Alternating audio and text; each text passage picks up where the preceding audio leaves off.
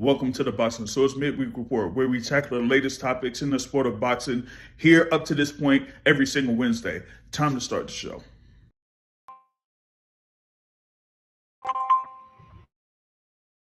Yo, what's up? What's going on, everybody? We should be here. We should be live. We should be good here, on this edition of the Midweek Report. What's going on, everybody? We're here March 4th, 2026 with the Midweek Report here, man. We got a lot of things that we want to go ahead and cover here in this edition of the Midweek Report. We got a special guest that, we're scheduled to have on here for this edition of the Midweek Report to check in as we'll have a few things to say about fighters that he has coming up with upcoming fights, and also to tackle a few of the topics that are here within the sport of boxing. But definitely looking forward to hearing from Coach Bob Santos. Hopefully, he'll be able to join in here as scheduled. We're scheduled for 8 p.m. Eastern time here that we're going to have the conversation with Coach Bob Santos. But we got a number of different topics here that we want to also touch on here on the Midweek Report, as there's been a lot of news that's been going on here, over the past few days. You know what I mean? I know that there's, fights coming up. There's, a backstory to one fight that is scheduled to happen on Sunday night, dealing with a world champion of sorts. Or will he be a world champion? I don't know. But, depending on what happens with the result, either he'll be a unified world champion or he'll just have one belt. But hopefully we get information on that here later on down the line. But, like I said, within 30 minutes, we should have our special guest joining us here on this edition of the Midweek Report. But there's been a number of other topics here that we're going to be talking about here in the Midweek Report. Number one, it looks like, we've had a lot of talk that's been going back and forth in reference to a potential fight in the welterweight division. We've had the buzz over the past few days. It's kind of like been publicized, whether it's on social media or through reports or anything like that. But we could have a unification bout in the works in the welterweight division. We have the WBO champion, as they say, Devin Miles Haney, of course, winning the WBO title last year over Brian Norman Jr.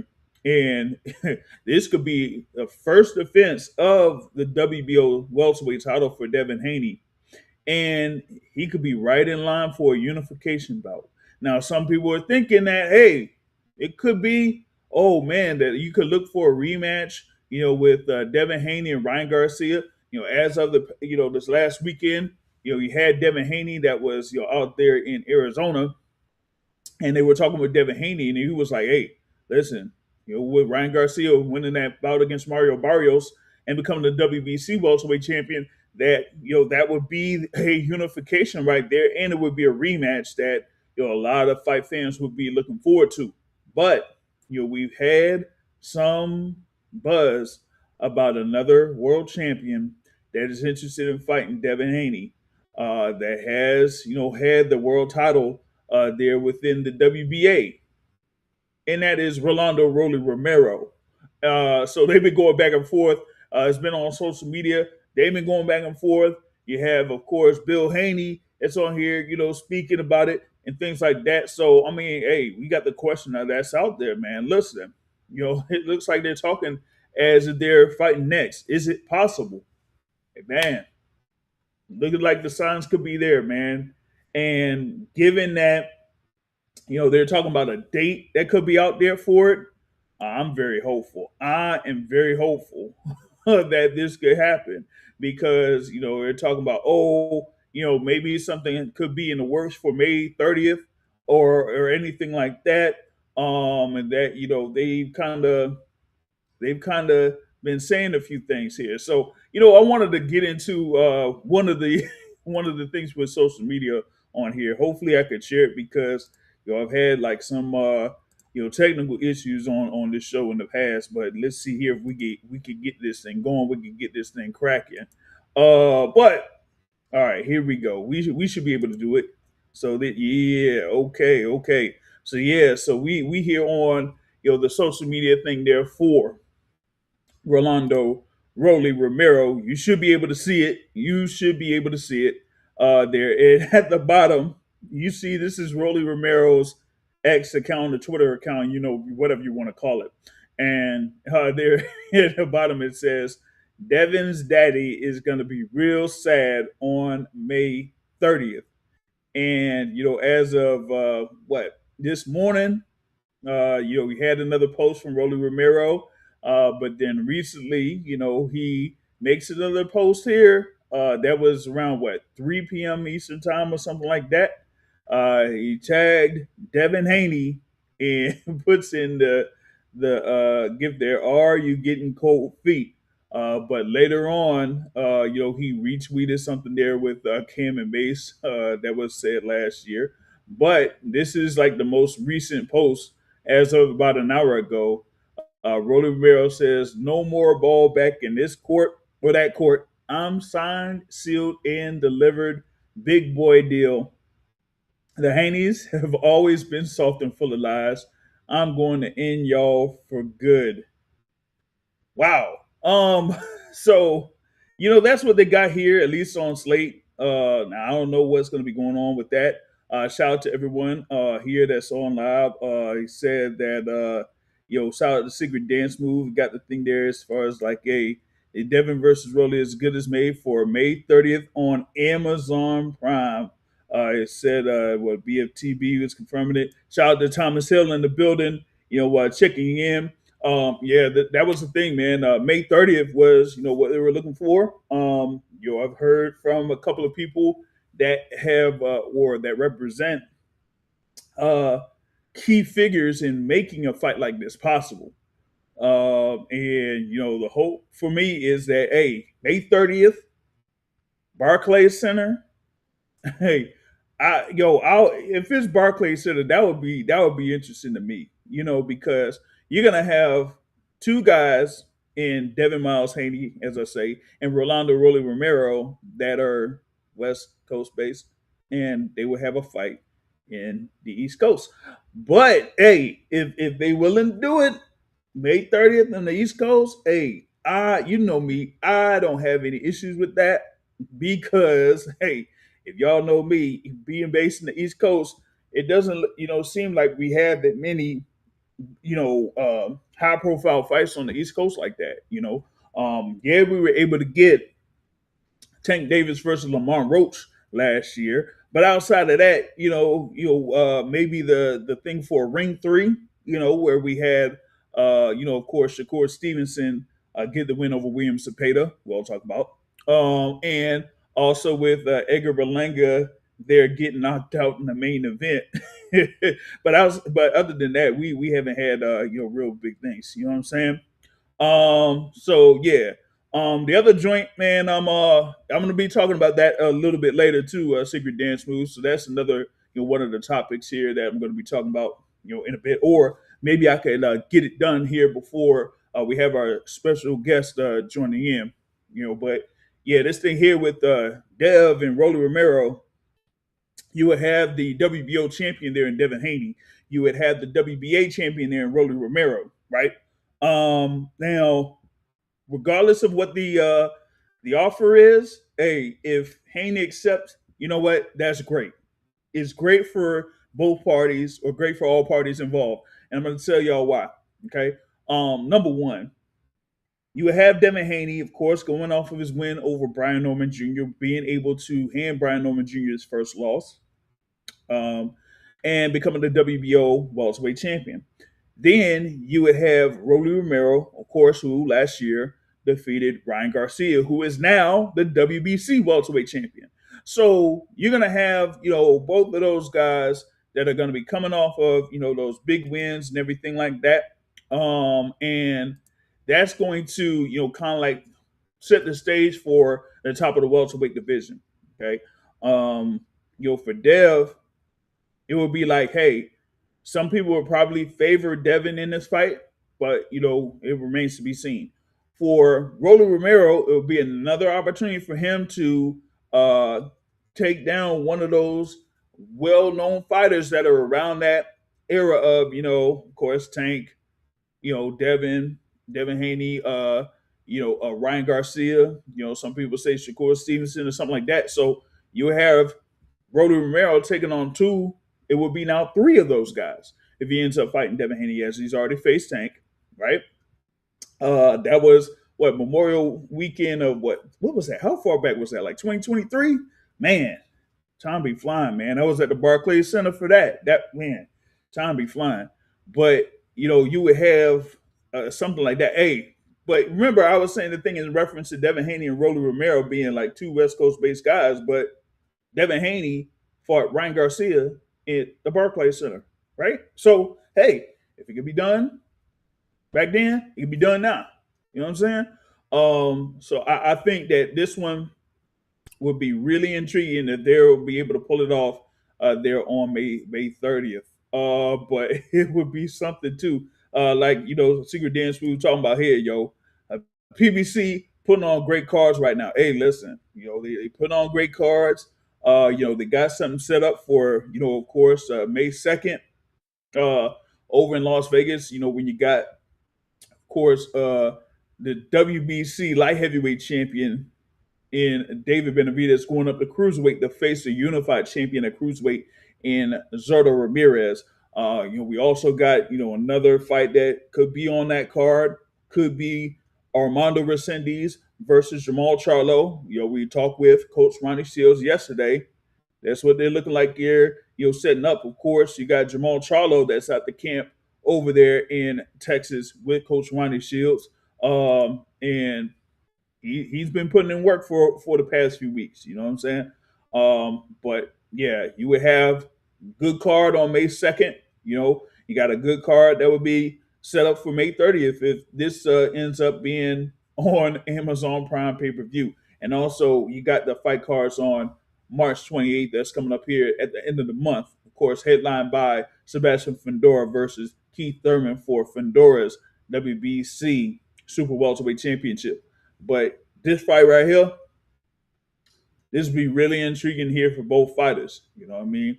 You got Devin Haney, of course, that's considered by some there within the pound for pound ranks or whatever it is, and then Rolly Romero, who's been a multi-division champion. Some people say multi-division, but hey, got those WBA belts in the previous divisions.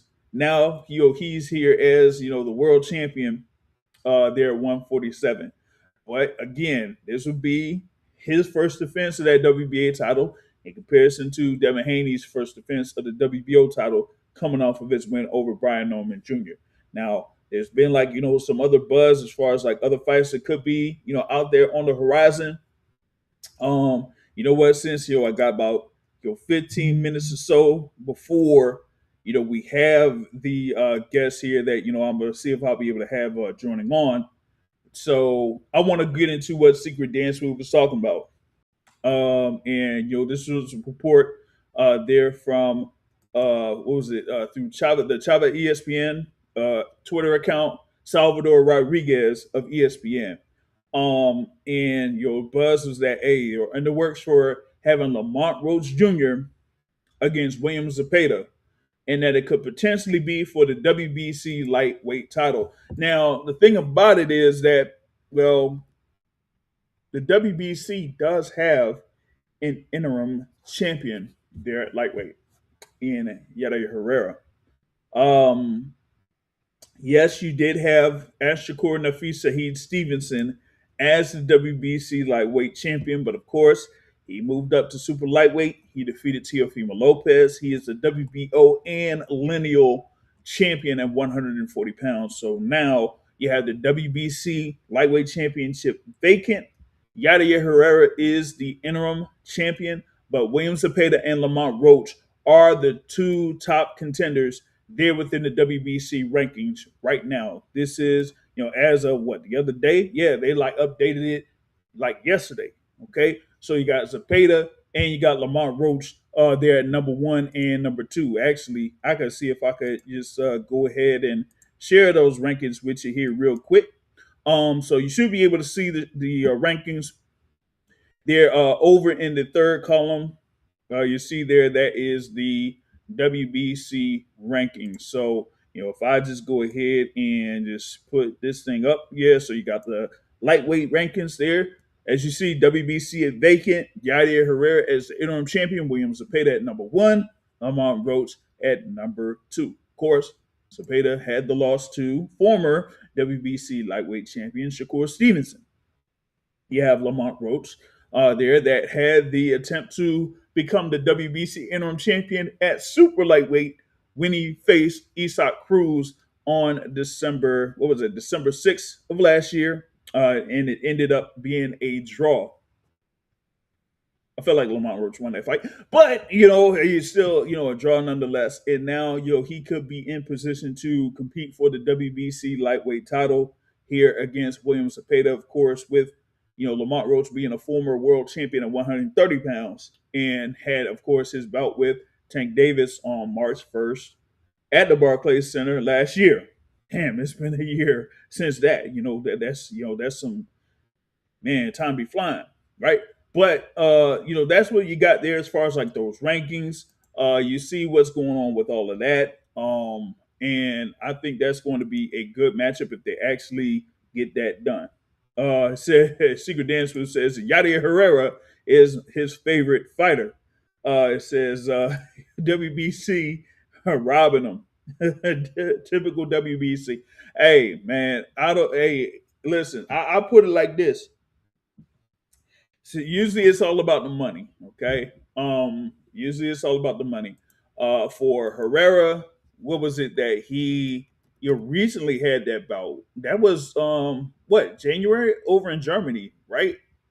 Because I think he was part of that card where the interim champ for the heavyweight was able to defend his WBC interim champion. I get Capio. So I'm gonna see if I can confirm that if he was on that Germany card, because I think that's what it was. He was on that Germany card, what, against Ricardo Nunez, and it was for the vacant WBC interim title. So you got a vacant interim championship, right? And Yair Herrera was able to defeat Ricardo Nunez for that vacant vacant interim belt. And now, he's like out there sitting, and he will be waiting for a world title shot after winning on January 10th. Someone says nasty work. Yeah, yep, he'll the Cabio card. Yeah. So I was like, man, you got it. Ain't even been 2 full months since Yair Herrera won that fight against Nunez, and looks like the WBC wants to see about having William Zepeda and Lamont Roach Jr.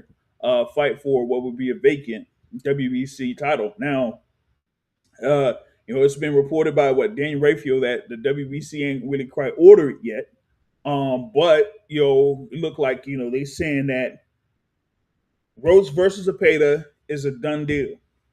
Now, with it being a done deal, and them being number one and number two, then they would kind of like propose that to the WBC and say, hey, we got, guy that's number one in the rankings and guy that's number two in the rankings. Would you be able to approve this for the vacant WBC belt? Now it would be up to the WBC if they would accept it. We've seen it happen all the time with all the sanctioning bodies that they could propose a fight for a vacant belt, and the sanctioning body could either accept it or reject it.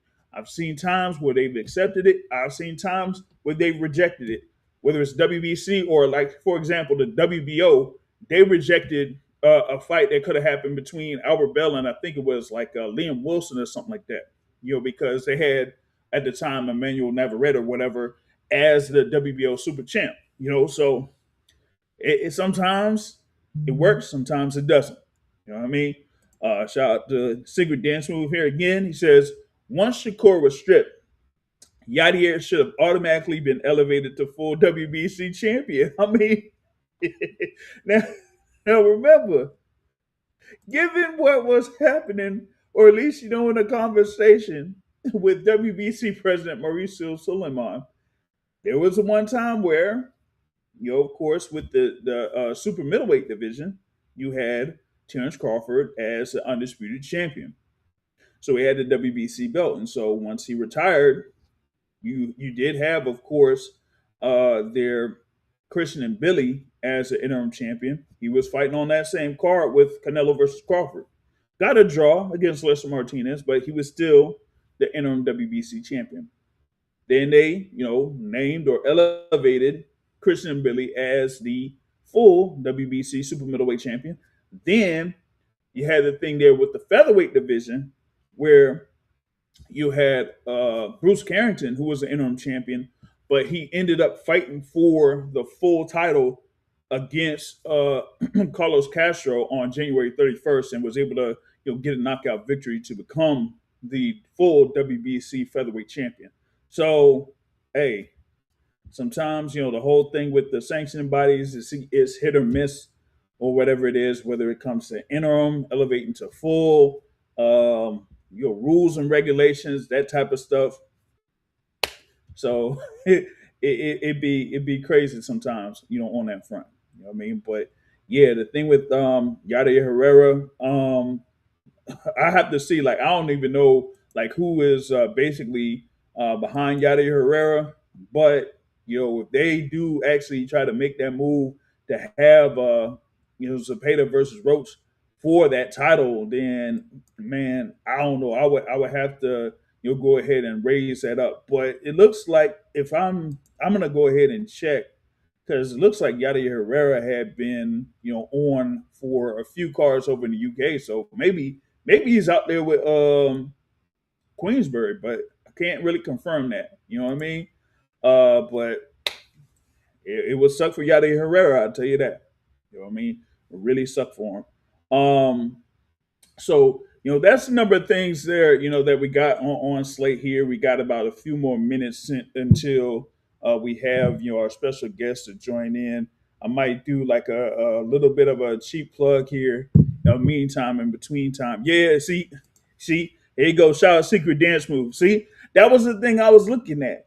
I was looking at if Frank Warren would be the promoter there for Yadier Herrera, and I would be like, hey, Frank Warren should be like, hey, yo, hold up, time out. We got a guy over here in Yadier Herrera that won the interim WBC title. So how is it that y'all are able to get William Zepeda and the Lamont Roach to have a matchup and then it be approved for the WBC lightweight title? Now, I would have been like, either y'all could stop it or y'all would say, hey, whoever wins that fight, you're gonna have to face Yadier Herrera next. But as I said, I do, of course, talk with some people within, camps there for Lamont Roach. They're saying that it's looking like they're trying to lock it down or nail it down. But if it does happen, and if it's for the vacant WBC lightweight title, there should be something set in place for Yadier Herrera to get next dibs on him. Like it would be, for example, how you have the situation with 140, right? Dalton Smith was able to defeat Subriel Matias, but you had the thing with Subriel Matias and Alberto Puello, where they said Alberto Puello would be able to get the winner of the fight that happened on January 10th, right? So you should be able to have Dalton Smith going up against Subriel Matias next, or WBC should be ordering that for next. So maybe they'll have something in place to where you would have, a thing there with Yadier Herrera facing the winner of Zepeda versus Roach if they do make that fight with Zepeda versus Roach. So we'll see how that kind of like works out on this thing. Shout out to everyone here that's able to listen live here for the midweek report. Hit the like button to support. We appreciate it here on the Boxing Source. Mike, just go ahead and do one thing that may end up being like a promotion or a cheap plug of sorts, or whatever it is. Here, as we got a few minutes here before I set up to see if I could get our special guest to join in. But in the meantime, I've been working on a few things here, of course, with the boxing source. And y'all have seen it a few times here when it comes to trading cards. Okay, so right now, I've had a few trading cards that have been, distributed and handed out and things like that. Some of the fighters have been able to, see or have their trading cards, whether it's Greg Sharpshooter Outlaw, or Dave the Body Snatcher Whitmire, or Francois Scarborough Jr., or Lamont Roach Jr., Jordan Roach, Ben Johnson. So we're pretty much like getting a little bit close to actually having full packs. They're ready for people to go ahead and acquire. I kind of like have everything like custom made and done, so you kind of like see it here, on the screen and things like that. So I kind of like have it to where I'll be able to seal it, packs and everything like that. So you'll be able to go ahead and open the pack and things like that. So we got a couple of those here, but I'll have some that should be ready real soon. But I still have a few that I want to go ahead and have developed first, before I say, hey, you know what, let's get it done, let's get it distributed and things like that. But I had a few things there, but yeah, of course, we had like a few that have been released there through Tops. That was from last year. Now I had talked about it from last year, but remember, this idea that I had was like in the works since last summer. So once they did release cards there from Tops, did they have that whole set and things like that happen? Yeah, but there are a few things, or few, I would say, fighters in specific, or what did I say, like promotional companies or whatever, that weren't necessarily included. You know what I mean? So we had like something like that. And this is kind of like an example there. This is like Zeron Boutsenis here. Kind of like you can't see it that clear, but that's one that I have there, and Greg Sharpshooter Outlaw there also is like one. Says also, will you have elite boxes from history? Elite boxes as far as like this particular era, yeah. Boxers from history, not necessarily sure how I can do that, because like everything, at least for now, all of everything is done by me from top to bottom. Photos, photos, stats, all that. So, like for example, you won't be able to necessarily see it, but like this is Boutsenis, right? That's the front, and like this is the back, right? Those two photos, front and back, done by me. All right, so now we got a few things here that we're going to get ready for. So let me see if I can get something started up here real quick. We should have our special guest here scheduled here with this. So let's see here how we can do it. Um, so we should have everything on slate. So we're just going to be waiting on our guests here to come on to join us here. Uh, you kind of like have the same, I guess, the same thoughts as a trainer that is located in Chicago. Okay, says should do packs for each division. Yeah, I would, but again, like I said, like everything is basically homegrown. You know what I mean? Uh, but yeah, you know what I'm saying. So I mean, I'll see how that will work out. Like I said, I would have to see about getting other people involved with it once I really start getting things going. But I will say this: I do have up to, I would say, the series that I'm planning has about 60 or so people, fighters. It would be fighters. It would be coaches, trainers. It would be like even promoters, like ring card girls, all of that. Like it would be like a complete, almost like a complete set. So that's kind of like the thing there. You know what I mean? Do like I said, I have like I would say up to 70 fighters, or at least 70 people like involved in boxing that would be included in there. So that that's what I got there on slate. You're waiting on our guest here to join in with us. So we just trying to get that here going. But yeah, like I said, boxing cards, trading cards, there that's available here at this point. Actually, a couple of trading cards I've actually had for sale individually, um, and they've been purchased here. So that's basically from the area that I'm based in. Some of those cars have been put out for sale, and people have been able to buy them. So now it's about to graduate up to having packs, right? I mean, um, said there with heavyweight trade cards, Ali Tyson, yeah, but again, with something like that, I'll have to be like, okay, what is the whole thing, with copyrights and all that type of stuff. I would have to be able to figure out what's going on with that in order to have fighters like that to be able to do, like Ali.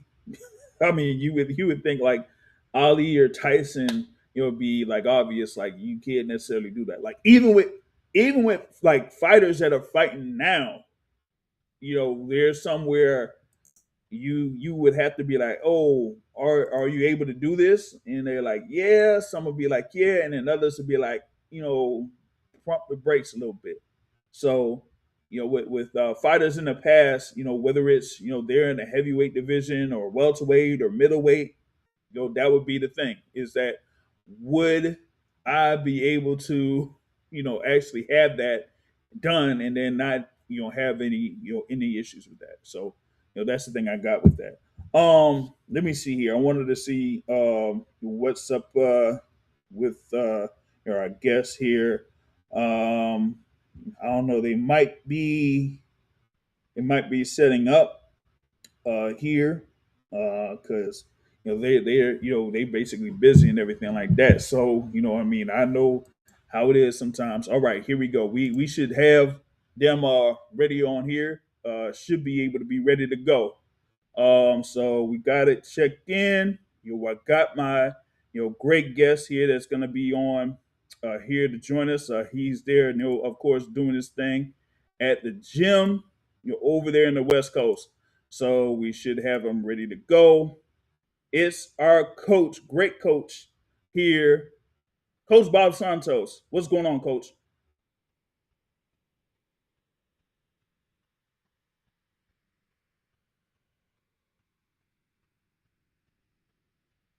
Awesome, awesome. Hold on just a minute, Coach. I wanted to see something here real quick because I'm not able to, get you on. I can't hear you through the audio, so let me see something here real quick. Um, should be able to have the audio thing going on with it. So let me see. Hold on. I got you. Hold on. All right, now just wait a second. And all right, I should be able to hear you now. Can you hear me now? Yep, yep. Beautiful, beautiful, beautiful, beautiful. Yeah, so thankful for your coach for us to join in here with this. Of course, he has a lot of stuff going on there at his gym. We just catching up with him. Of course, we had one of his fighters that was over in Orlando, Florida, there that was able to take care of business against Don Hainsworth there with Danny Aparo there on the Box Lab Promotions card there. So he was sharp. When that one there made quick work of Don Hainsworth. Had the nose all busted up, and then they had to end up stopping the fight there. So what did you think of Aparo there getting the win, and how important was it for him to get back in the ring, just that fast? Well, the more active you are, as you well know, you're a student of the game. You watch probably as many or more fights than anybody doing what you do. So the more active you can be, obviously, the better you're going to be. And at the end of the day, we thought he had a great performance. He did what he was supposed to do, and I was fortunate enough, to fly out the very next day and was with Turkey on Saturday with the Barrios Ryan Garcia fight. And the main thing is the powers that be. Turkey was very impressed, and the people around him and the matchmakers. So again, we're very thankful, and we think big things are coming for him. And again, Turkey and the powers that be thought it was an impressive performance. And at the end of the day, that's what really matters. Yeah, that's what's up there. That's what's up. Even with it being like a second round stoppage, man, you were able to get Pero all sorted out and everything after the win, and then about a few minutes after it was said and done, you were out there commentating there for the main event on that fight there at Box Lab Promotions. So like, how was it to kind of like assess that main event that was on there? Well, that was great. They had a lot of great fights on that night, and I love doing the commentary because when you're in a different role, it gives you a different perspective of what you're looking at. And I think, the more you can be in and around the sport, the better you become. Just like doing the podcast here, the more you talk about boxing, the different levels that you think at things, different perspectives that you look at things. And when you can see things through different lenses in a plethora of ways, I think it just makes you that much more valuable and better as a coach. Yep, for sure, for sure. You're able to see different styles, different methods, different levels of That's experience. right.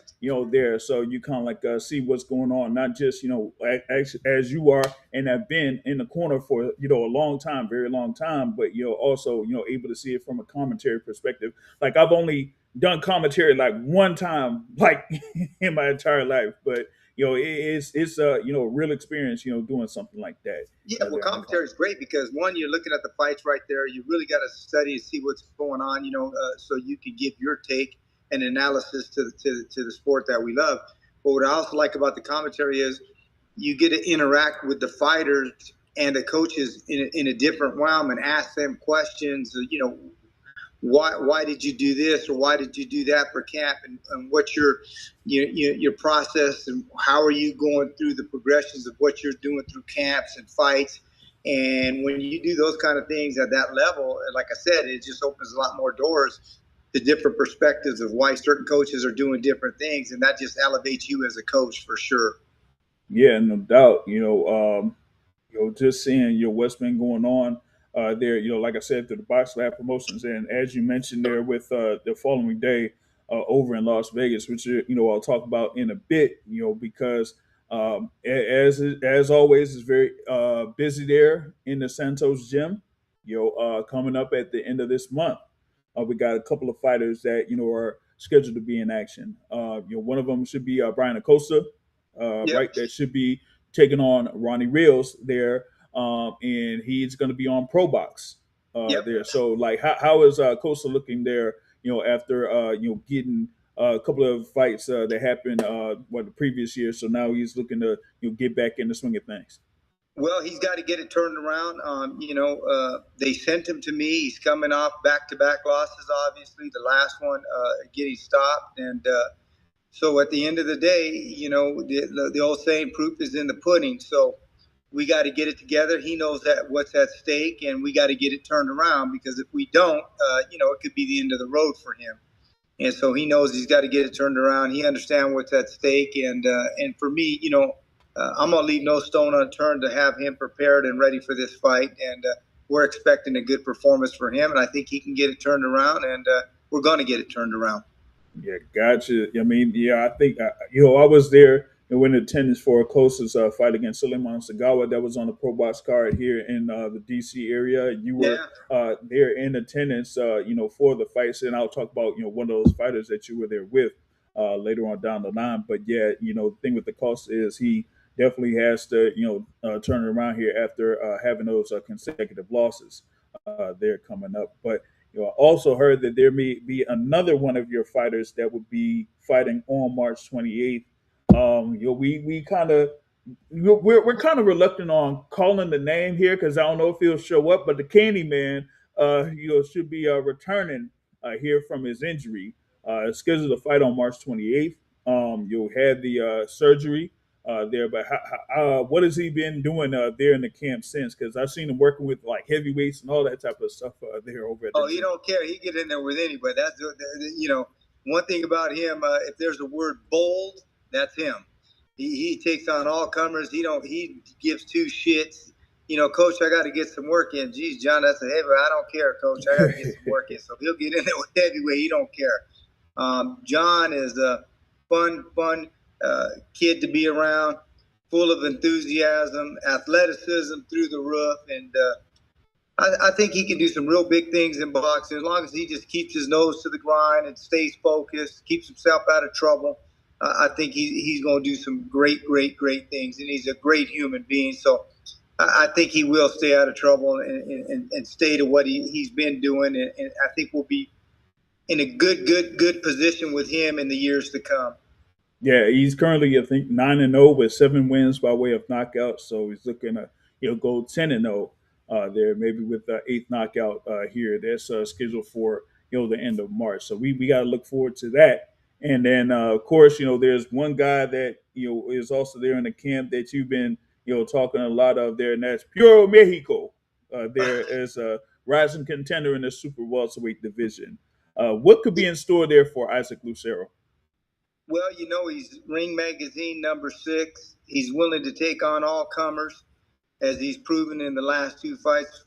Fought the kid 23-0, 20 knockouts, two undefeated guys. They threw him in, two pit bulls. We're going to see who's going to rise to the top. They were both with Sampson. And so they both had the same promoter, and they threw him in, and let's see what we got. And obviously, we came out victorious. And then they threw us again in another tough fight with the kid who had just fought Bakram and went the distance with him. So his only stop was to Xander Zayas, and Xander Zayas stopped him on a cut below the nose. I still don't know why they stopped that fight with Xander Zayas, but for whatever reason they did. It wasn't a cut above the eye. The kid said, "Can you continue? I'm ready to go." And they stopped the fight for a cut on the bridge of his nose. Yeah. I mean, I don't understand it, but that's what happened. That's the only time he had been stopped was from the cut on his nose. And if you look at what Puro Mexico did, Isaac Lucero, we broke him down bit by bit, and we stopped him the old-fashioned way. So we're ready to put him in with anybody, and there should be some big news coming from him sooner rather than later. And for people to get an understanding of how popular this kid is, he had more traction on that night fighting than Pitbull Cruz did in Mexico. So that's always great for the sport of boxing when you can have a guy that can get that many people enthusiastic about the sport that we love. And so when you get an entire country behind you, that's always going to be a big thing, and that's going to open a lot of doors for him in the United States. Yeah, no doubt there with Isaac Lucero. He's becoming one of those, as I said, rising stars there soon. And I think for him, there I'm kind of looking at there might be something in line for him. Pretty soon. I'm hopeful. That it will be in line for him pretty soon because we got something big that's coming up here in a couple of months. So, I'm kind of like looking at, hey, you know what? This would be a perfect date for, Isaac Lucero to be on that card. So I'm waiting. I'm waiting a little bit, but we'll see, what goes on there, with all of that there. So we're hopeful that we do see more from Isaac Lucero here real soon. Now, Yep, Puro Mexico. Now, would like to get into what happened there a couple of weeks ago, as you were mentioning there, Las Vegas with Mario Barrios taking on Ryan Garcia. There, we fell short there, against Ryan Garcia. Was for the WBC welterweight championship. For me, looking at it, it seemed like Barrios didn't, seem like he, had the thing as far as like the energy level, going into the back half of the fight. There. So, like, what were your initial assessments there from Mario Barrios in his bout against Ryan Garcia? Well, I mean, at the end of the day, you're always looking to come out victorious. And when you fall short, that's always a tough pill to swallow. I think the best move for him now is to move up to 54, get himself in contention, see what he can do at that weight class. And, you won 2 world championships in 2 different weight classes, and you want to set your legacy. So you're going to have to get in that 54-pound mix and see what you can do there. And obviously, this is the type of sport. What have you done for me lately? Yeah. And so he's really going to have to get it turned around at the 154-pound division. I think he can do it. And so that's the direction that he's going to go, and we're going to go, and we'll see what transpires from there. Gotcha. I was going to, ask about, what if you like spoke with him about it, but I think that decision was kind of like made soon after what happened there with Mario Barrios. I'm not sure what could have prompted it or things like that, but he has had a Well, very extensive we career. had, we had been. The reality of it is that he's 6'1". It was a move that we were thinking about even doing before the Ramos fight, but it's like, you beat Ugas, you won the title, and when you have the title, you have to take advantage of that because that's the opportunities that you're going to have to secure great financial gain and put Hmm. yourself in a great position. So it's very hard to let go of the title and just go up to 54 because then you back in the line again, right? At 54, you got to fight X, Y, or Z to get yourself in contention, do an eliminator or whatever it can be to get a title. So when you have the title, you got to hang on to it as long as you possibly can, unless there's a guarantee you can go to 54 or the next weight class and get a secured big fight. If you can't, then you have to do what you have to do, Hmm. and he did what he did. So yeah, he had to draw with Ramos, which is a title defense. It was a great payday on Netflix for him and his family. Then you had the fight with Pacquiao, which was a draw, which is a title defense, but lo and behold, he still walked away with the belt.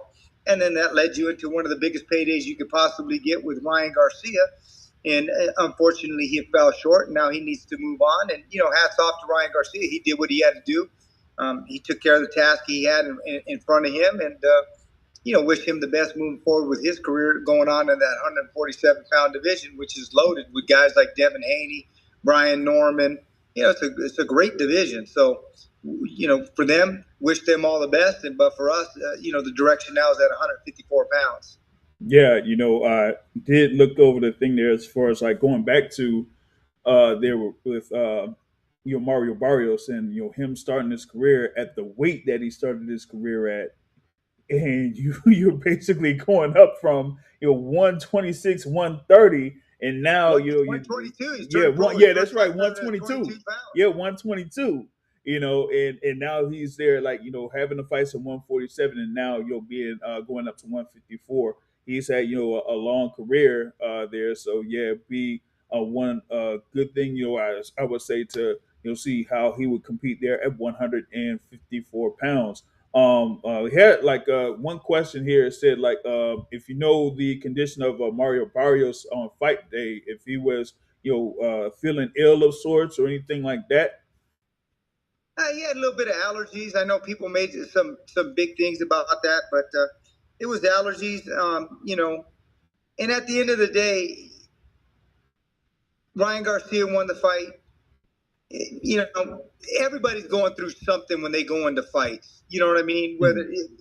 Almost virtually no fighter goes into a fight 100% because it's a contact sport, as we all know. It's a physical sport. Sparring takes a lot out of you, takes a toll on your body, and a lot of times maybe you're a little more fortunate than others. You can go into a fight almost 100%, and that's very rare, obviously, in what happens. So at the end of the day, Ryan Garcia did what he had to do. He's successful. Hats off to him. He became a world champion, and that's great for him because you know guys are always going through something. When Mm-hmm. Robert Guerrero now at this point, like I said, he had the flu when he went into the fight with Keith Thurman. Does that make Keith Thurman not a great fighter? Does that mean that if he didn't have the flu, he would have beat Keith Thurman? I don't know. Probably not. Um, I'm sure Keith Thurman had something going into the fight, and then, he had to deal with the hematoma on his head with Robert Guerrero. So guys are always dealing with something, whether it's a knuckle, it's a hand injury. It's always something, So at the end of the day, the best man wins on that night. And, I always tell people this: I don't got to be better than you. I just got to be better than you tonight. And so sometimes it is what it is. You just got to move on and go a different direction and keep trying to stamp your legacy in different directions.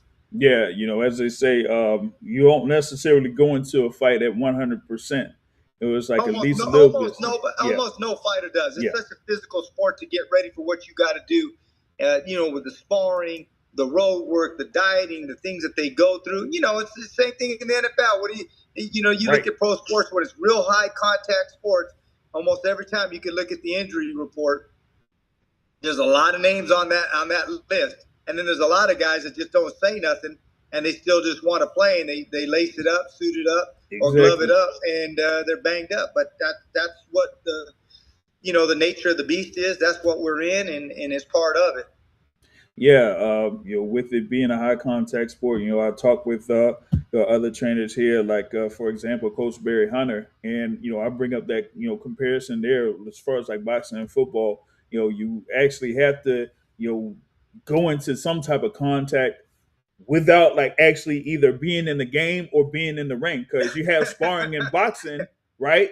And you have those workout drills or walkthroughs in football. So you do have to have some type of contact in order to prepare yourself for a fight or for a football game. So it happens all across the board. It's a double-edged sword. Like a lot of people, you always hear people always talk about Floyd. I know Floyd very, very, very well, and a lot of people always talk about Floyd like, oh, he's not really a puncher, this and that. He's a hell of a puncher. That motherfucker can punch big time. The problem was, it wasn't that he wasn't a puncher. If you look early in his career, I mean, he was assassinating guys. That guy was lethal, knocking guys out. And then said, well, he didn't have the knockout power as he moved up in weight. That's not true. He still had tremendous pop. The problem is that he had problems with his hands getting ready for when he was sparring and sore hands. So when he would fight you, he'd have to, he really couldn't close and really turn on the punches the way that he would like to. But when he had to, enough to keep it honest to let you know I could hurt you. So Floyd would box you, but when he had to, if he had to let you know he could hurt you, he would sit down and let them hands go just enough. But obviously he couldn't do it for the whole fight because he had bad hands. Yeah. We kind of like have a recent example of that here with Shakur Stevenson. He's been, great, so far in his professional career. Yeah. Right? And I keep it 100. I'm one of those guys. I didn't like Shakur Stevenson at all.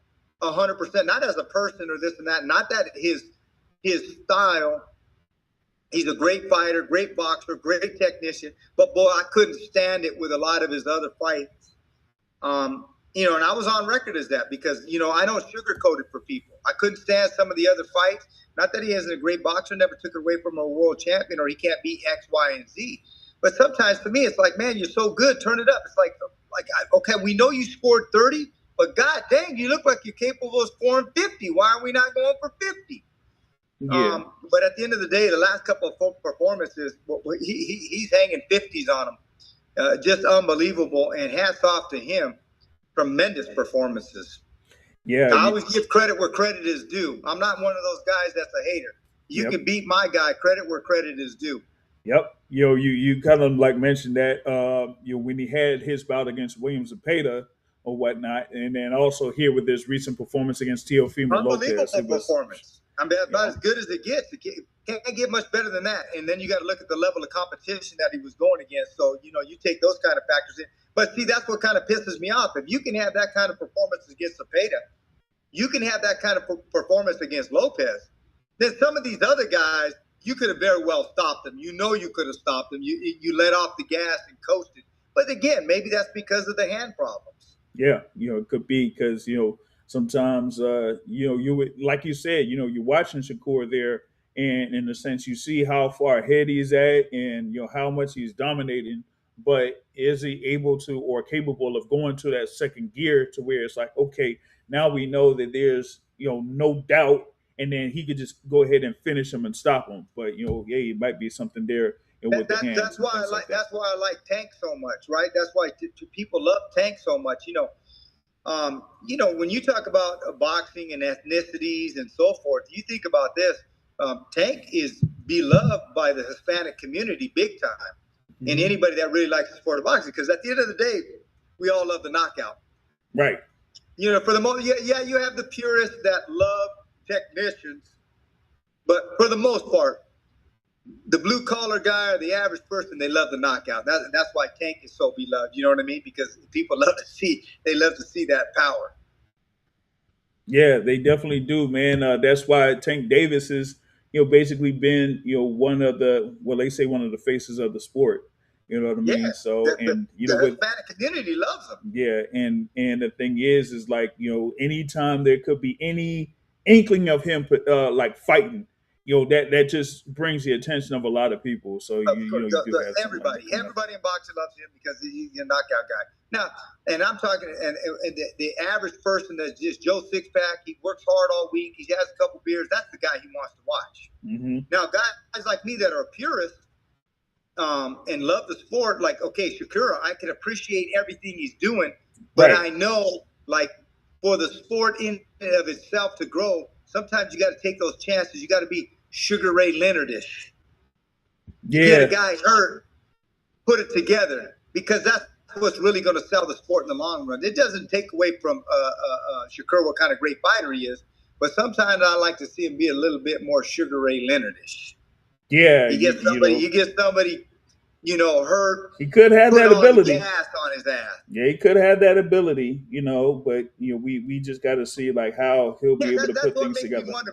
Maybe the hands are a little bit worse than what we know, because he does enough, and then sometimes I feel like he could turn it up and really hang a 50 spot on him, and he doesn't do that. Mm-hmm, mm-hmm. So with that being said, like who would you say is a fighter that maybe people aren't necessarily giving enough credit to? Well, oof. Unfortunately, it's kind of a double-edged sword. Like, you look at a guy like Boots, it's like we know the talent's there, the ultra talent, but for whatever reason, none of the fights are able to come to fruition with him. I believe he's the goods. I think he's one of the best, and I think he's going to show it once he gets the opportunity. So in some regards, I say, oh, he's overhyped. In some regards, he doesn't get enough credit. So he's kind of like in a quandary. Like, he's overhyped, but who is he fought? I think he's the real deal, but he just needs the opportunity. And I think he'll get the credit that he deserves. He just needs the opportunity. Kind of like where Shakur was in a sense, because Gervonta got all the credit. Shakur wasn't kind of getting the credit that maybe he deserved. Maybe, he's more fabrication of top ranks, matchmaking, and so forth. And then all of a sudden you put him in with Zepeda, and he aces the test. You put him in with Lopez, and he aces the test. And then it's just no doubt he's the real deal. Mm-hmm. And I think the same thing will be said for Boots, but I think Boots is Sugar Ray Leonard-ish. He just needs the opportunity to get the right opponent, and I think it's very unfortunate for him that this Vergil Ortiz thing isn't going through. It's terrible for boxing. It's terrible for him. It's terrible for Ortiz, because I know Ortiz. He wants to prove he's the best too. Obviously their side, they think they can win. Boots' side thinks that they can win. Gun to my head, I think Boots is elite. I've heard about the thing there with Boots like years ago, and this was like through different camps, different fighters, and things like that. Like they say, like he's the goods, but as you mentioned, He just don't get the opportunity. It's you don't get unfortunate. the So that's what I'm opportunity. saying. Man, I want to see him in there with the best. I think that Vergil Ortiz fight has to happen. It has to happen, and Yeah. it's just unfortunate. It's really unfortunate for the fans, and especially for him and his legacy and his career. Yeah, most definitely, most definitely. Now, you'll want to get back to your camp there, of course, in the Santos gym. There's a number of fighters that you've been working with. I mentioned a few of those fighters, but you also have like a few more. Like I mentioned, a couple of the heavyweights there with the Perro brothers, but you've also been working with Jeremiah Milton, also Yeah, that's out there, Dreamland. He's coming and along good, man. He's coming along good. What's funny is we've submitted his name for some really good fights, and unfortunately, not too many people have been responsive to want to step up to the challenge. You know what I mean? So some of these younger guys and names kind of look at him as gatekeeper. I think if he gets the opportunity and we have him prepared, he's going to be a handful for anybody. I like what I'm seeing from him in the gym. I like his attitude. I like his approach. And so hopefully he gets the opportunity sooner rather than later. And I think we got him in the right direction. Yeah, you've had him out there for at least a few weeks now, and he's definitely coming to his own there. At the gym, working with a lot of the fighters there. That's a big dude, man. That's a big man. Yeah. So we definitely got to see what could be in store for him. Just got to line something up with him. And I know that you had like a recent post there, with Juan Carlos Carrillo. I think it is, right? Yeah, you know what, man?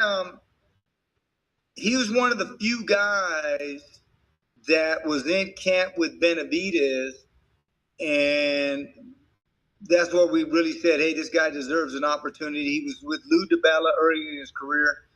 Didn't get too many opportunities.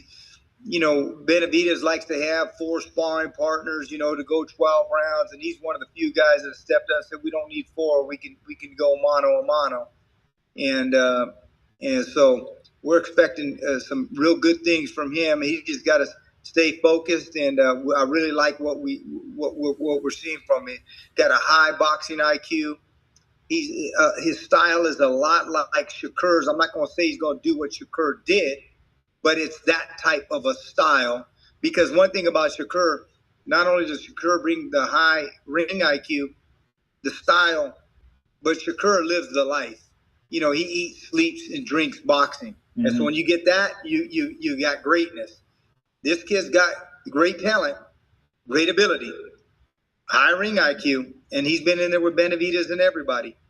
But the question always comes down to, like many things in life, how do you handle success? How do you handle money? And how do you handle the things that go outside of boxing? If we can keep that harnessed and focused, no doubt in my mind, he'll be a world champion at 175.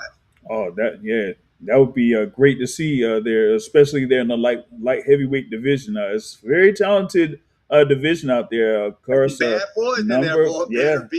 Bivol. That's the bad boys. Morale. Benavidez is going to come back down to 175 after this fight at cruiserweight. So, like I said, Morale, all these guys, some bad boys, man.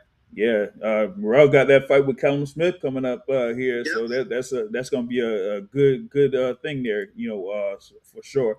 Now, I mentioned that you had one of the fighters that was on the Pro Box card here in the DC area last year, and that was Luis Torres. That was able to get that stoppage victory. We were supposed to go last Friday. Unfortunately, he hurt his back in the last day of sparring.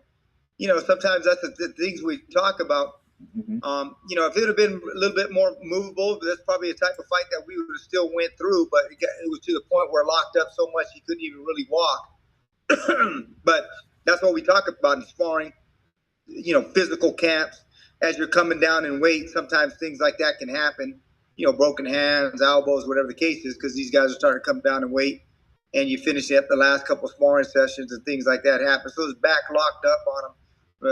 Really tight in the last day of sparring, unfortunately. But he's young, he's 23 years old. Went back home, take a little bit of time off. He'll be back in the gym, and we'll be right back to it. Gotcha. Now, we had I think a couple of questions out here that were raised. Now, one was raised in reference to one of the programs that's out there for boxing. They had the thing there, of course, with the snack program. Some people think it's good for some, or some people think it's controversial. Now, what are your thoughts about snack in that program for getting fighters prepared for fights? Well, obviously Victor Conte had his run-in with illegal substances that they were doing. We're not going to sugarcoat that. I'm the type of guy that I call it as I see it. He's deceased now. But I knew Victor for a long time, and he was on the wrong side of sport for a long time, with the Olympics and those types of things. And when he came into boxing, he approached Nonito Donaire, was one of the first guys that said, look, I want to do everything I can to clean up the sport of boxing, to help with what I've known and the knowledge that I've known and things that were wrong and how sport was not good. Mm-hmm. And his last years, to my knowledge and everything that I dealt with him, he did everything that he could to make like, you know, there's guys like with Boris, I won't even work with him unless he's in a drug testing program. So most of the guys, he wanted them in drug testing programs. And he used to always tell me this. He said, Bob, when you don't have your fighters get drug tested, he goes, would you take your Rolls Royce out on the street with no insurance? You got to think about your fighters even a higher level like that, because they can get hurt, they can get damaged. This isn't, you know, baseball and so forth. So he did everything that he could to clean up the sport where he could, to help catch cheaters, you know, to make amends for all the bad things that he did do at a time in the sport. We can't deny those things. And so, you know, credit to that. He paid his penance in terms of what he had to do, going through court, time that he spent, and then moved his life forward. So as far as the supplements and vitamin companies and things like that, everything that you used when you go into bout or the drug testing, you have to submit to them. Yeah. So when my guys fight, I mean, whatever it is, it could be an allergy pill. You better put that down on the sheet. I don't care if it's an allergy pill, vitamin C, you know, supplement. Yeah. You put down every single thing on them. They test everything out for you, and then you move forward. So as far as vitamins and supplements like that, I used it for a lot of my fighters. There's some fighters, you know, they're so old school. It's like, Coach, I don't want to take a vitamin C. I don't want to take nothing. I just eat and, you know what I mean, and do what I do. You look at Navarrete. I guess this was the first time his last fight they said he used a nutritionist, right? Yeah. So some fighters are just like, hey, they work for me, eating mom and dad's food, and that's what I'm going to do. I don't need supplements. I don't need protein shakes. I feel great doing what I'm doing. And like I said, you're not going to get them even to take a premier protein shake. You know, they won't take a Costco protein shake. And then there's other guys that, hey, they want to use those things. They feel good using them. So, you know, every fighter's different. But to me, I like supplements. You know what I mean? I'm getting up in my age, so I like to take a little vitamin C and a little bit of vitamin D. Yeah. But that's just me. Yeah, vitamin D's or your multivitamins. Yeah, I have a few of them in my shelf too. You know what I mean? So it definitely helps out and stuff like that. But in this boxing game, like you said, you got to put down every single thing that you take. When you get into that drug testing program, right, you got to put down every damn thing that you're doing. Everything. Because all of a sudden, when these guys come back, it was contamination. I didn't know what was going on with this. Well, either you're taking something outside of what you're supposed to, because if everything else is there is tested, everything should be coming back correct. I mean, you did something outside of what you're saying you're doing. Yeah, and you mentioned the thing there with Nonito Donaire. I think he was like one of the first ones to kind of like register into 24/7, 365. Yeah, 24/7, 3. And Victor Conte is the one that made him do that, because obviously he knew that he was working with him. He wanted to clean his name and do everything he could to clean up the sports in general, especially the sport of boxing. And that's how he got involved with Nonito Donaire and some of these other guys. Yeah, yep. So it's also it's like an ongoing process and things like that when it comes to the thing for snack. And I guess as long as people are on their P's and Q's when it comes to that and testing, then it shouldn't really be that much. I'm a big believer. If you get popped one time, mm-hmm. and they have a paper trail to you using illegal substances, I think it should be a lifetime ban. It's too dangerous of a sport to play with people's lives. It's just too dangerous. Now, if they don't have a paper trail to you, okay, you're still responsible. You still have to have a suspension in my book. Mm-hmm.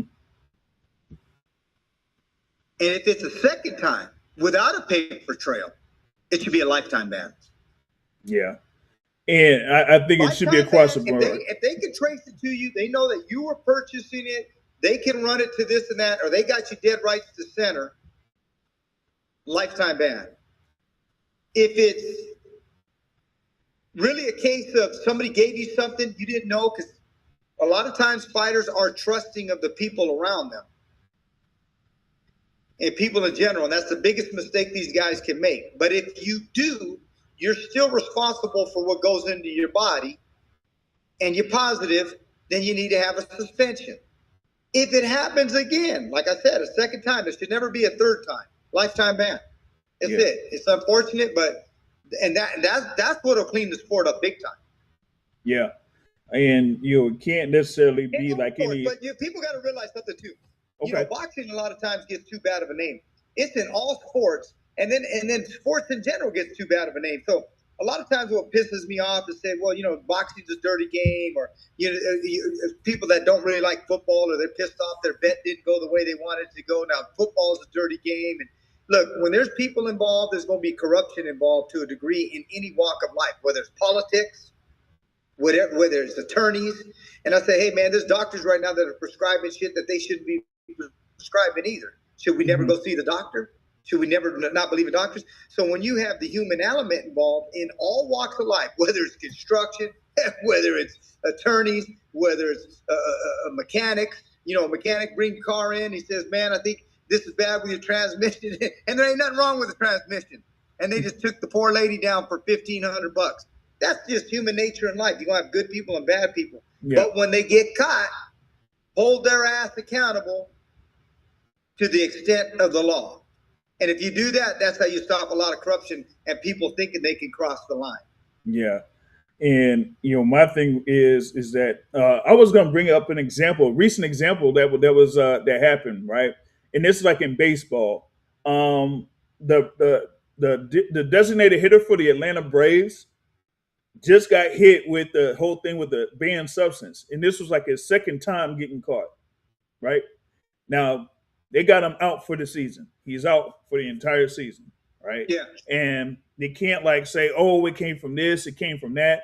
But with it being a second offense, he's out for the season. So they should, have like that same thing here, for boxing. Like for example, like something where you had the thing with I was gonna say Subriel Matias was like one example, right? Yeah.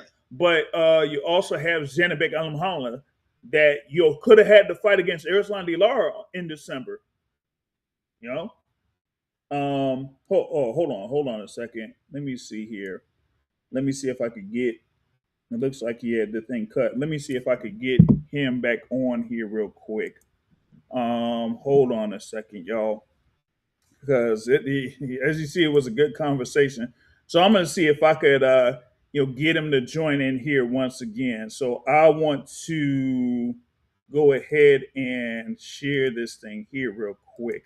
Hold on a minute. I will get him on because, as you see, that was like a great conversation. So I'm going to see if I could send this out to him and you'll get him back on because, he was able to, talk about a lot, here. I'm also, you all will also want to like address that question that was on there from Secret Dance Move, the second one there when it came to, Vergil Ortiz. So I'm going to go ahead and get this thing on because he just hit me up to see if about getting a new link here. Let me see if this one will work for him if he's able to join in. If not, then I have to set up something else for him. But let me see here if I could do this. Yeah.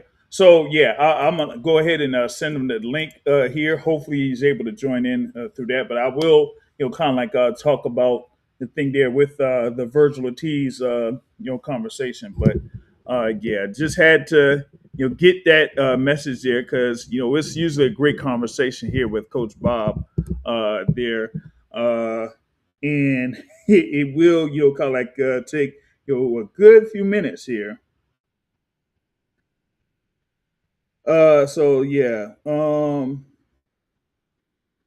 let's see here. Yeah, I'm going to get that arranged here. Let's see, because usually it would be like up to an hour when I would have Coach Bob on. So we able to speak for a good amount of time there. Shout out to Champ Ross in the building. There, of course, he has his prediction league there that I usually don't fare well in the prediction league, but still regardless, I still participate on that. So hopefully, I'll be able to get Coach Bob to, be back and join with us here. I'm gonna get this camera back on here so that we'll be able to see it. But hopefully he could set this thing up and we get this thing jumping so that we'll be able to have Coach Bob back on with us. If not through that link, then I might just have to see about getting them on through the phone and be able to just talk with them over the phone. But I wanted to actually let me see here. I wanted to kind of like address this here real quick. Um, I don't know if Oscar De La Hoya and Golden Boy Promotions will put Vergil Ortiz on the shelf out of spite. Um, but I wouldn't be surprised. I wouldn't be surprised. But my thing has been, I've talked about that whole thing with the lawsuit. Um, I didn't think it was a good idea. I think it was really pushed by a guy in particular that is involved with Vergil Ortiz. A number of people know who that person is, and when they had the recent ruling there, that uh, people within Golden Boy had a message out to that person, and yes, it was a manager of Vergil Ortiz. Okay, so wanted to see about talking about that in depth here a little bit. While I'm working on getting uh Coach Bob back on. Hopefully he's able to join in through the link. If he can't do that, then I'll see about getting him on the phone. Let's see here. Let's see. Because yeah, I definitely want to continue the conversation there with Coach Bob Santos. There, yeah, man. Salute to you, champ. There, like I said, y'all hit the like button here, hit the share button. To support the boxing source here on this edition of the Midweek Report. But yeah, the thing with that Vergil Ortiz, listen, when I seen the whole thing with the lawsuit, yeah, I didn't like it. I thought that was like a not a good move. So that was my thing about it. Hopefully if I have some time here, I wanted to see if I can get Coach Bauer back on.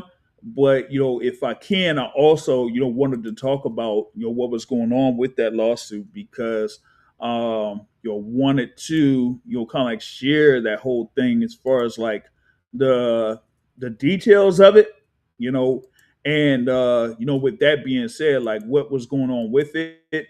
So let me see here. Wanted to see if he's able to join back in. Hopefully, I could get him back on.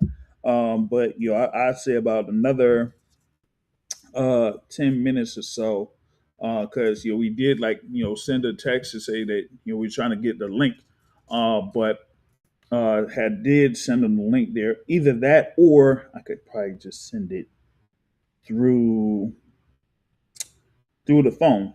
Yeah.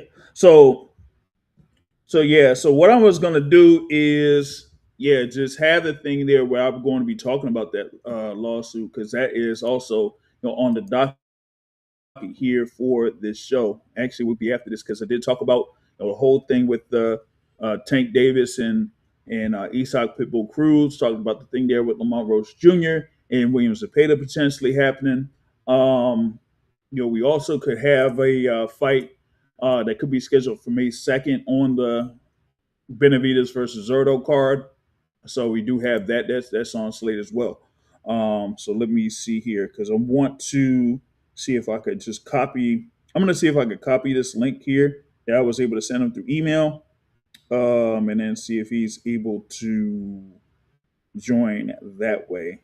Because I've had people join on this, but sometimes people do have difficulties joining in. So I'll see if I could send it here and he's able to join back on. But I did like I said, I was talking about the whole thing there with the lawsuit there with Vergil Ortiz Jr. and Golden Boy Promotions. Like I've had it on here, I've shared it on here before, but some of this stuff as far as like the details with it, I think people are kind of like overlooking at, and there has been other things that have been said over the past few weeks that kind of make it to where Vergil Ortiz ain't looking all too hot. But let's see here. If I could try something else, maybe here. All right, I got it. I got it. So I'm gonna see here. I got it. I'm gonna see here if I can get him back on here within a couple minutes. So like let's see here. So once I get this done, then we'll be able to have Coach Bob should be able to have Coach Bob back on. But yeah, so yeah, the thing with Vergil Ortiz and Golden Boy, the whole thing as far as like that whole what was it, like restraining order or that type of stuff, then the judge kind of like ruled in favor of Golden Boy. So yeah, so you got that. Champ Ross here in the building says, yeah, upcoming fight in a few weeks: Frank Sanchez versus Richard Torres Jr. Yeah, I was in there for the conference call that they had for the undercard of the fight card March 30th in MGM Grand Garden Arena, of course, headlined by Sebastian Fundora versus Keith Thurman. Frank Sanchez versus Richard Torres is an eliminator bout for the IBF. So, they're gonna, I guess the winner here would be first in line for the IBF title. Because I think you have Derek Chisora rated at the top part or the top of the IBF rankings right now, and he's scheduled to have the fight against Deontay Wilder on April 4th, and he's planning on having that being the last bout of his career. So, with that being said, let me see, how this is going to, work out for him, because if, regardless of the result of Chisora versus Wilder, the winner of Frank Sanchez Richard Torres should be the next guy in line. You know what I mean? So that would be the thing there that I kind of like see on that front. Um, I want to see there with Frank Sanchez if he's like fully recovered from his injury that he had on his knee. When he faced Agit Cabello. Cabello was able to get a TKO victory over Frank Sanchez, if I'm not mistaken, because Sanchez hadn't really fully recovered from that knee injury. He couldn't really move, man. He could move there. You know what I'm saying? So that's the thing that I got on that. I want to see here something. So I wanted to see. Okay. Yeah. Okay. All right. Yeah. So all right. The thing with Coach Bob will have to reconvene because he has to get uh back in with this guy. So we'll have to continue this joint there with him. Sorry we're able to kind of like cut it off short. But okay. Yeah. So I'll see about scheduling more there with Coach Bob Santos there. Um, let's see. I don't know when the next time would be it, but hey, we'll see about getting them back on. You know what I'm saying? We'll see about getting them back on. But that as always, that's like a great conversation there with Coach Bob.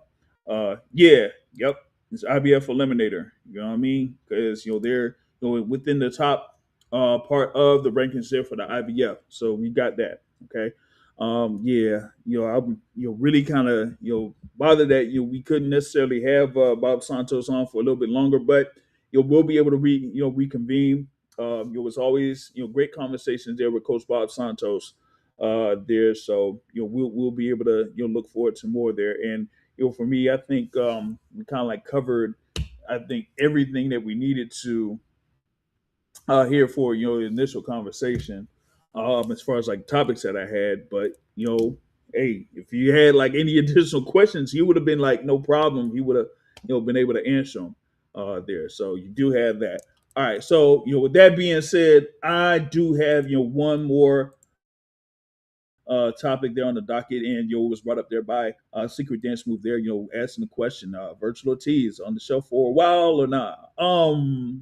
So my thing was going to be to kind of like bring up the whole thing with the lawsuit. So there were like a couple of things that I wanted to kind of like talk about, right? Or at least like redo, right? And that was the part there with the promotional rights agreement between Vergil Ortiz, his manager, and Golden Boy Promotions. So wanted to like hit it up real quick. Let's see here. We got it here. Ortiz versus Golden Boy. So you should be able to see it there on the screen. You know what I mean? And there it is.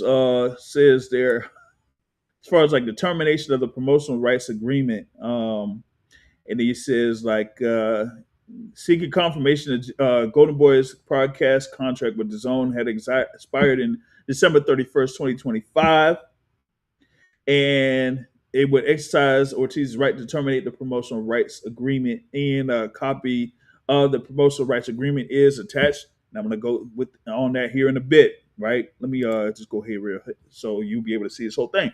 All right. Another thing, it says January 13th, Golden Boy Promotions, by and through its counsel, confirmed that the Golden Boy Promotions and the Zone agreement had concluded, but asserting that Ortiz did not have the right to terminate the promotional rights agreement because in late October, Golden Boy and the Zone agreed on a new license agreement to cover calendar years 2026 and 2027 and exchanged several drafts of the long form agreement. So they've attached that. Okay. So you do have those things that were put on there. I wanted to kind of like skip on down to something. Where is this thing here for Exhibit A? Okay, this is the promotional rights agreement, y'all. So if y'all able to, look at this here right now, you see the promotional rights agreement, right? And it shows there like the parts about the agreement on May 29, 2024, between Golden Boy Promotions, Vergil Ortiz, and Rick Meridian. Okay. And I want y'all to like check out the things here with a few of these terms. One says commencing on Ortiz's next bout, that was against Sergey Borchuk, and continuing into the completion of 3 years, right? And subject to early termination or extensions, and excluding any period of time that boxers unable to compete due to injury. Okay. Now, also says like the promoter, shall reasonably, use reasonably good faith efforts to arrange bouts for boxer in accordance to with the terms set forth, right? But one of the things that I wanted to point out here was on this, where it said bouts and minimum purses. Said, look at this one. The promoter will pay boxer a $500,000 signing bonus, payable with $300,000 within 3 days of the boxer signing the agreement. So it's signing bonus. $100,000 within 3 days of the boxer's first fight, and $100,000 within 3 days of the announcement of boxer's second fight, or by October 31st, 2024, whichever is sooner. Says for the Boachuk bout, he will receive $1,500,000 for the WBC interim super welterweight title. Should he lose the bout, minimum purse should be $1 million. But if he wins the first bout in the agreement, his minimum purse is $2 million, regardless of his opponent. So I wanted to talk about that there real quick, right? So for the Boachuk bout, he got $1.5 million. Okay. And he got a signing bonus. $300,000 was signed off the rip once Vergil Ortiz signed this agreement. So he got that $300,000 plus the $1.5 million. Then he got another $100,000 before this fight took place. So that was like what one. So he had about 1.9 million after his fight with Bochuk. Then he got another $100,000 on October 31st or whenever that bout was announced for his bout against Israel Madrimov. So that's about 2 million. And then since he beat Bochuk, his fight against Israel Madrimov, he got paid another 2 million. Okay. So that's like $4 million that Vergil Ortiz got within those two fights. And then you talk about the next fight that he had after that, which was against Erickson Lubin. That was a minimum of $2 million that he had on that fight. Okay, so he's had three fights under this agreement currently with with an average of $2 million per fight. So he's already earned like $6 million. Okay.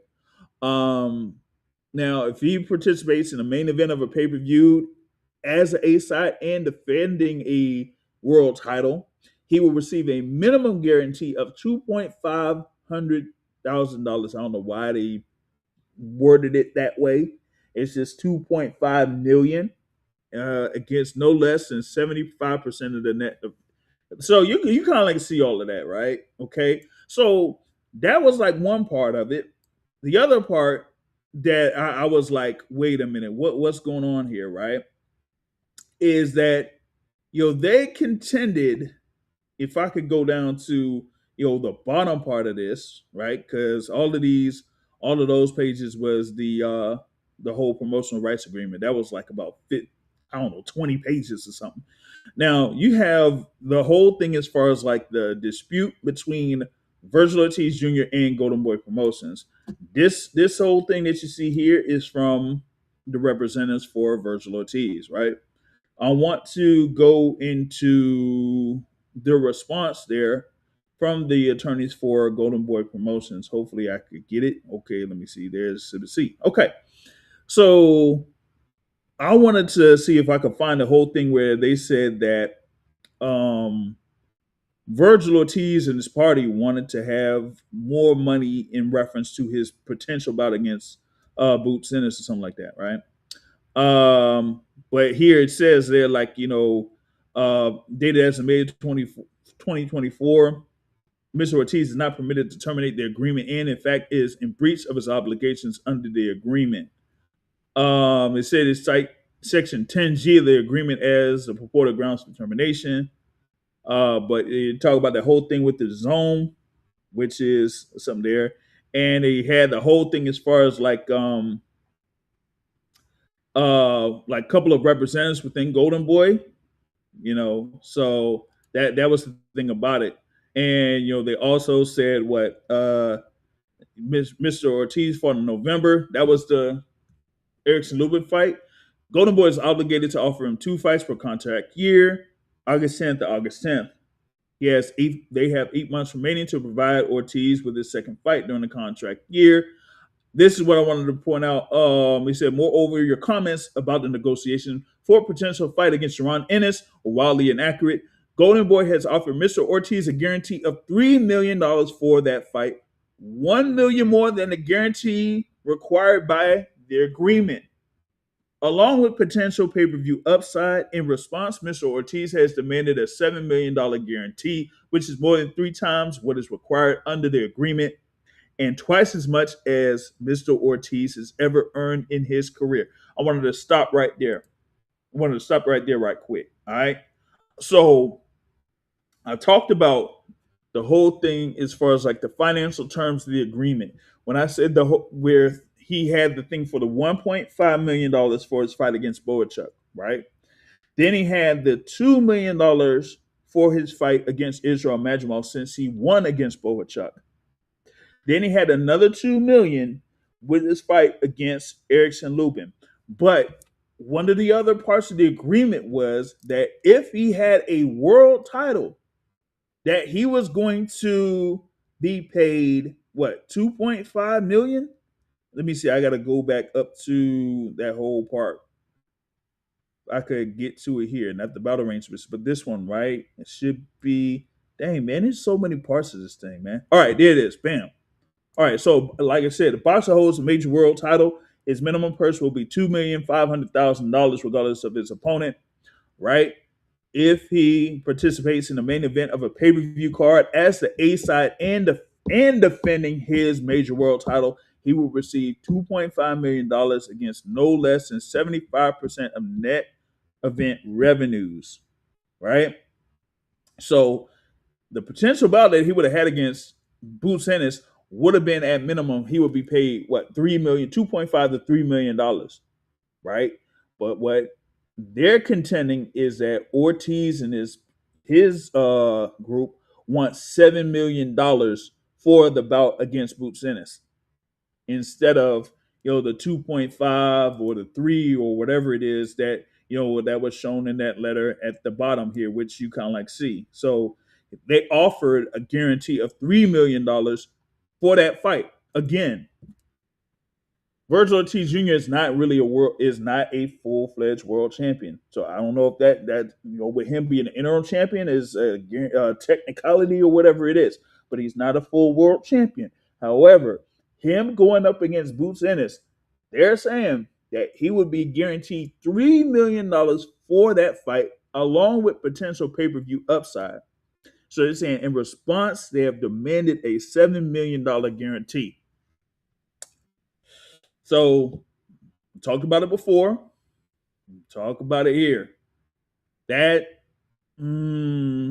that's a whole little stick that they got, at least here on this front. Now the whole thing about the zone, I don't really think that should be the issue. The issue should be within the terms of the agreement. If Golden Boy is able to provide 2 fights per year for Vergil Ortiz Jr., I think that should be the one that stands out. And they've already fulfilled 1 fight under the agreement for this year, and they're trying to work on the other thing here with Vergil Ortiz and Boots Ennis. But if Golden Boy contends that they offered $3 million plus a pay per view upside for Vergil Ortiz, and they ended up saying no, and they're saying that they want $7 million, that's going to be an issue. Here's another one. Here's another one that I bring up. Even with all this stuff that's going on back and forth between Golden Boy Promotions and Vergil Ortiz Jr., there was something that was said by a trainer of Vergil Ortiz Jr., and Robert Garcia. Like, Robert Garcia works with a lot of fighters. Of course, as I mentioned last year, of course, being the 2025 Trainer of the Year. But he had one fighter that was also under Golden Boy Promotions that had a scheduled bout in January, and his original opponent, had been scratched. So they had to restructure everything. They had to work in order to make sure that that guy had the fight on that date, on the schedule. And they were able to make it happen. So Golden Boy, the representatives there, whether it's Oscar De La Hoya, whether it's, who is it, the president that they got out there, Eric Gomez, they were able to work things out, for that fighter. So it's not like, oh, well, they're screwing everybody. No, it's not quite. Now, I know a few people that have been, but that's a whole different story. But they're able to at least get some things done, there for that other fight that took place on, what was that, January 10th or January 9th or January 10th, I think it was, for that Golden Boy card that happened. So I'm saying here for Vergil Ortiz, good luck. Good luck. But I've said this also. It really shouldn't be taking all of this. It really shouldn't. If you feel like you have an issue with the contract and the terms of the contract or the promotional rights agreement, see if you can get somebody to buy you out of that promotional rights agreement or that contract. Simple as that. If you're getting a minimum of $2 million per fight, so that would mean that for the terms of the agreement, which was from 2024 and it's supposed to last until 2027, right?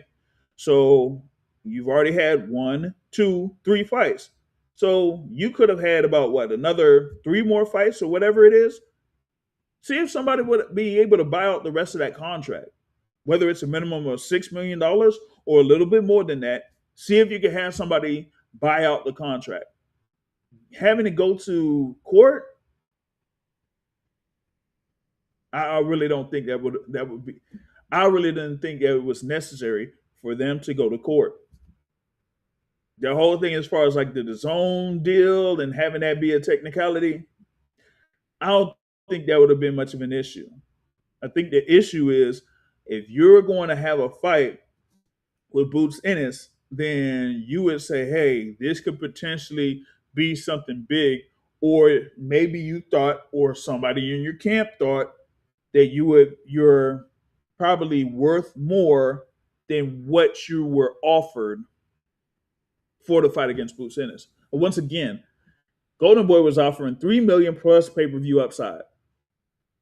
But I guess they feel like 3 million plus the upside isn't going to be enough there for Vergil Ortiz Jr. I mean, it is what it is on that front. But as I'm seeing right now, I haven't seen any type of updates there that's going on with that in particular. Folks are following what's going on in the courts for it. But like I said, they really went about it the wrong way.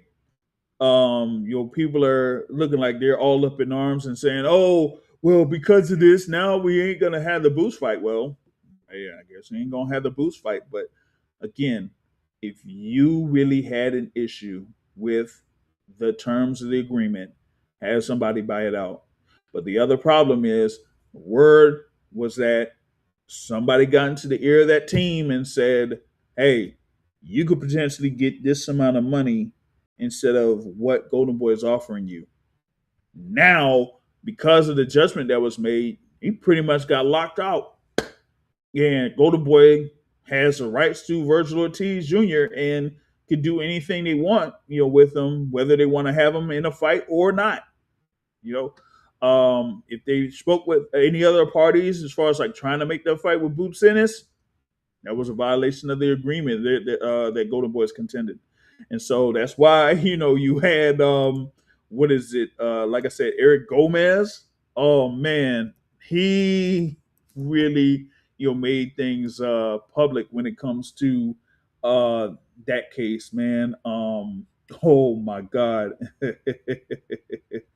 Oh man, I gotta show this for y'all. Actually, I gotta go back because I want this, kind of like expand it a little bit. Okay. When Eric Gomez went on social media there and made this thing here, said, "Can someone do a welfare check, please? Haven't seen any self-help or self-promoting quotes." I wonder who he was referring to on that, but God damn, son. Crazy work. Crazy work. But that's mainly what I wanted to touch on there with that particular case. It's ongoing. You'll get updates here and there as far as like what's going on Vergil Ortiz's side. Some people are saying this kind of like affects what Boots will do for his next fight. We might see that he could have something in the works for, I wouldn't say next month. It might end up being May, unless if we get something here really quick. But with Boots, he's always in the gym, so it's not like he could just start a camp from scratch. No, he's always in the gym, so it really wouldn't matter to him whether he's preparing for Vergil Ortiz or anybody else. So that's the thing on that part. But a lot of people are going to be disappointed that we likely won't get Boots Ennis versus Vergil Ortiz next. Okay, but speaking of that 154-pound division, we did get some messages from two world champions that potentially want to make a fight with each other. You got Xander Zayas, who is the crown unified champion there with the WBO and the WBA. And you got an IBF champion there, and Josh Kelly, who defeated Bakum Murtazaliev. They've been going back and forth on social media. And it's looking like, they want to, set up a fight and get things happening. Xander Zayas is saying that, hey, we had something where we could have had a fight done and it would be in Puerto Rico, you know. So this is the thing about it. Let me see here. I mean, I might be able to share this. I'm going to share this, and then you know, and then after that, that should wrap it up here for this edition of the Midweek Report. All right, so yeah, I'm going to share this thing here first from Josh Kelly, then from Xander Zayas, right? All right, so we got this thing here from Josh Kelly. He's kind of like responding to the comments made from Xander Zayas, guest here, when they were talking about Xander Zayas being a potential opponent for Devin Haney at 154. And Xander Zayas, I guess, made some comments about Josh Kelly. So he responded. He said, hey, number one, my promoter is the only one making offers to you.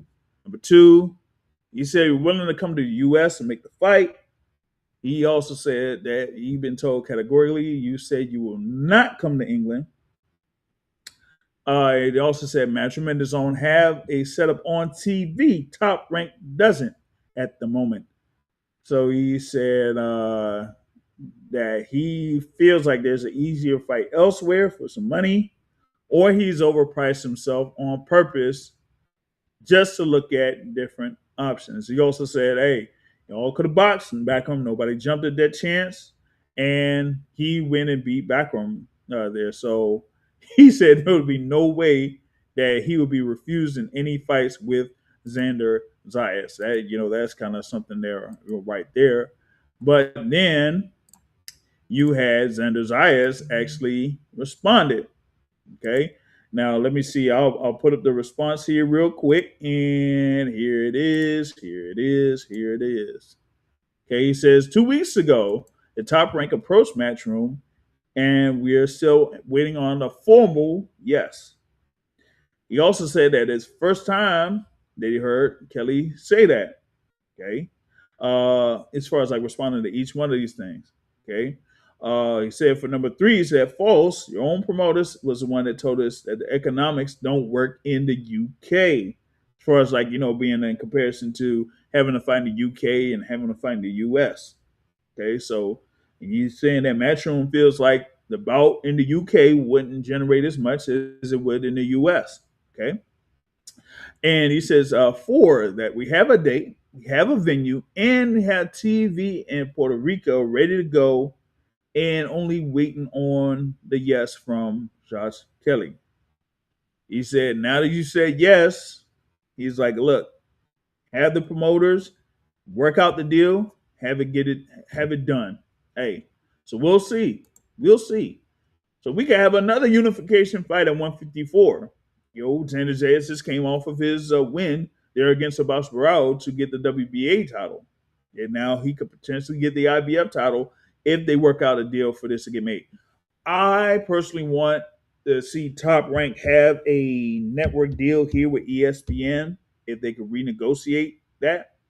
If they're in the works of doing that, I think it could be restructured, and that it wouldn't be, of course, it wouldn't be as lucrative as their last deal, but they would be able to have some good fights that would be made on ESPN that would work out, whether it's ESPN or ESPN Plus or even ESPN pay per view, it still would be able to work out.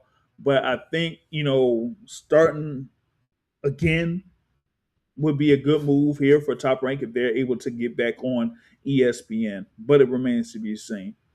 But that's the thing there I want to touch on for that 154-pound division. We had a lot to cover here in this edition of the Midweek Report. Once again, thanks for Bob Santos to join us here. Next time I'm going to see about getting them on. I don't know whether it's going to be on Sunday or it'll be Wednesday again. But it was a great conversation there with Coach Bob Santos, and we'll look forward to more from him. What other things could I bring up? One, we could potentially have another Pro Box card coming to the DC area in a couple of months. So be on the lookout for that. I know that ProBox does have a busy schedule here for this month, so y'all, kind of like follow ProBox on that. We should have something for this weekend. I think this Saturday, next Friday, the following Saturday, I think March 21st, and then March 28th, as I mentioned here earlier with Coach Bob Santos. So we got 4 ProBox cards that should be on the schedule here for this month for y'all to look forward to. All right. So that's mainly what I have here. Again, thanks for everyone that's been able to join here live.